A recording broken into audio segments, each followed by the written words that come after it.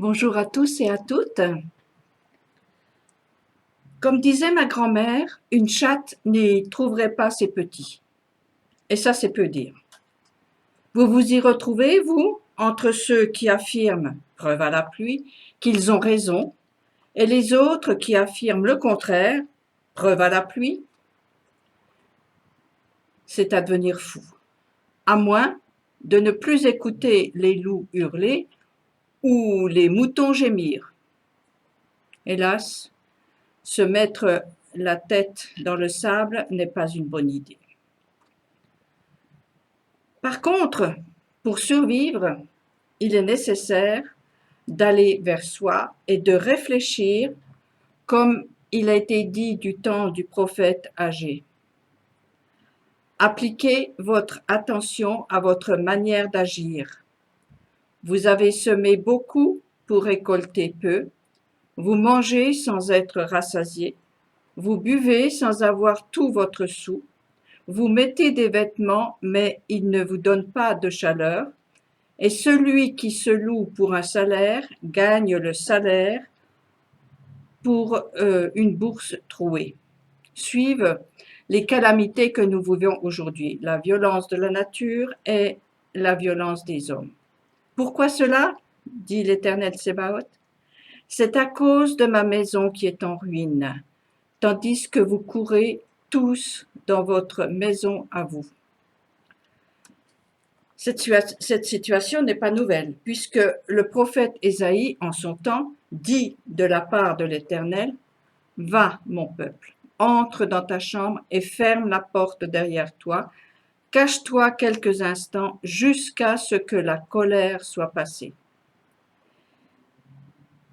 Il y a eu aussi l'époque de Noé, où il lui fut demandé de construire un habitacle où un couple de chaque créature serait préservé pour repeupler la terre après un déluge qui devait tout détruire.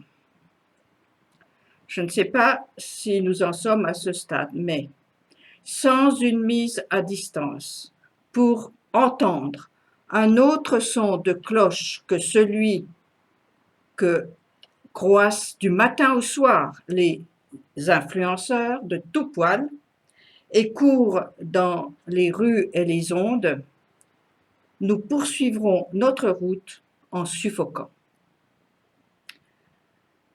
Élie, le prophète, à la fin d'un temps, raconte son expérience dans le livre des rois. Il s'était réfugié dans une grotte pour fuir la colère de Jézabel.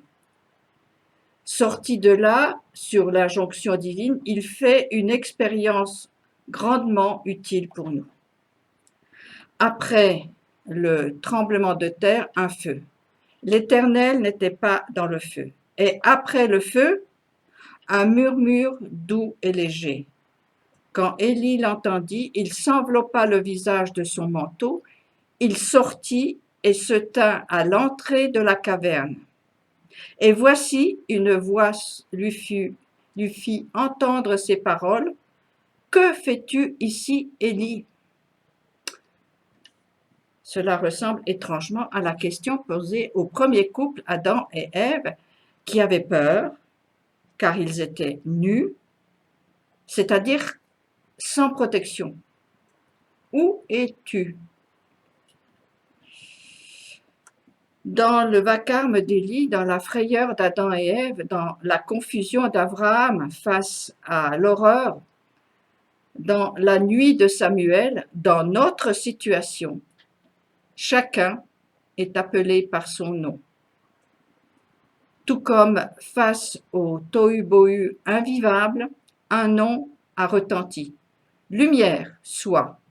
Il la sépara des ténèbres. Encore faut-il entendre, distinguer la voix autre, celle qui nous ferait nous détacher de la fascination bruyante des ténèbres. Va, mon peuple, entre dans ta chambre et ferme la porte derrière toi. Pour entendre, il faut faire silence autour de soi, pas fuir, Ce serait aller vers le silence de la mort. Non. Il faut un retrait pour mûrir, comme la graine est mise dans la terre pour y germer. C'est dans le calme et la confiance que sera votre force, dit encore Ésaïe. Encore une fois, il ne s'agit pas du tout de passivité idiote, bien au contraire. Je pense souvent aux fables de La Fontaine, la cigale et la fourmi ou le lièvre et la tortue. Elles me rappellent les conseils du livre de l'Ecclésiaste. Il est un temps pour tout, un temps pour toute chose sous les cieux, un temps pour naître, un temps pour mourir, un temps pour planter et un temps pour arracher ce qui a été planté, un temps pour tuer et un temps pour guérir, un temps pour abattre et un temps pour bâtir, etc., etc. C'est sans doute le sens de l'appel adressé à Abraham. Va vers toi, sors de la maison du lieu de la confusion, va vers la source de la vie. Construis l'homme avec un grand H, qui est la maison de la rencontre entre le ciel et la terre. L'homme sans lequel il ne peut pleuvoir, et donc rien ne peut pousser, nous dit le livre de la Genèse. Lorsque les Hébreux sont sortis du pays saturé d'idoles, d'ordre et de gémissements, ils ont été nourris d'un pain particulier qui est la parole divine. Ils ont appris, non sans grogner, que l'homme ne vit pas de pain seulement, mais de toute parole sortant de la bouche de Dieu, ce qui est une bénédiction pour tous. C'est de cette parole qui est nourriture dont nous avons besoin aujourd'hui pour nous construire. Nous sommes usés de paroles violentes, blessantes, qui détruisent et arrachent nos habits pour violer notre intimité et sucer notre sang. J'exagère, me direz-vous? Si peu. Je réfléchissais à toutes ces choses, c'est alors qu'un verset des psaumes m'est venu à l'esprit. Dans sa sainte résidence, Dieu est le Père des orphelins, le défenseur des veuves. Dieu donne un foyer à ceux qui vivent solitaires, il rend la liberté avec le bien-être aux prisonniers. Et bien sûr, l'histoire d'Élie, le prophète, qui a été envoyé vers une veuve et son fils, s'est imposée à mon esprit. C'est comme la quintessence de ce que le passage biblique que je viens de citer veut nous dire. 4 personnages sont sujets de l'attention de Dieu: les orphelins, les veuves, les personnes seules et les prisonniers. En filigrane de ces figures, un murmure fin et léger veut se faire entendre dans le silence des cœurs. Patiemment, une présence bienveillante, derrière la porte, attend que le verrou saute. Cette présence, c'est le nom, imprononçable, puisque plus personne n'en connaît le son. Ce nom se laisse voir par celui ou celle qui a des oreilles pour entendre, des yeux pour voir, ce que le quotidien charrie dans ses entrailles. L'orphelin n'a plus de père qui le protège par son nom. La veuve n'a plus d'époux dont le nom fait justice.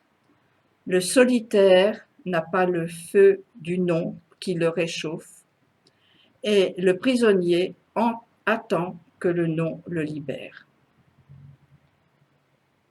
Pour moi, comme pour beaucoup d'autres certainement, il est bien difficile de s'y retrouver dans la quantité d'enseignements donnés par des maîtres à qui on devrait pouvoir faire confiance. Élie, le prophète, a été envoyé vers une veuve et son fils, dans une position désespérée. Cette femme, courbée vers le sol pour ramasser du bois mort, s'est redressée pour entendre et voir qui lui parlait. Il a fallu qu'elle abandonne sa priorité de l'instant pour aller chercher l'eau que lui réclamait le prophète. Recroquevillée dans son malheur, elle a levé les yeux. Elle a répondu à l'appel du porte-parole de Dieu. Elle a fait confiance, certainement avec la même rage que celui ou celle qui n'a plus rien à perdre. Justement, cette confiance active dont parle Ésaïe est véritablement la force de celui qui se relève pour la 7e fois. Le prophète Zacharie nous dit bien: de nombreux peuples et de puissantes nations viendront rechercher l'Éternel Sébaoth à Jérusalem et rendre hommage à l'Éternel.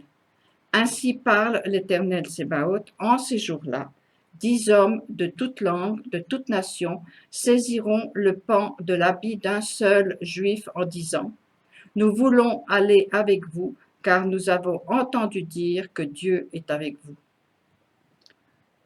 Oui, mais en attendant, c'est la foire d'empoigne dans ce monde.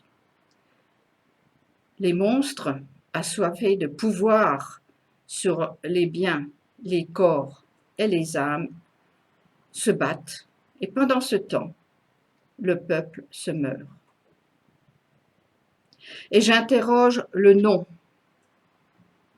Éternel, jusqu'à quand tu as promis? À la suite de l'auteur du psaume 85, je répète: ah, je veux entendre ce que dit Dieu, l'Éternel, car c'est le salut qu'il va annoncer à son peuple et à ses fidèles, mais qu'ils ne retombent plus dans leur folie.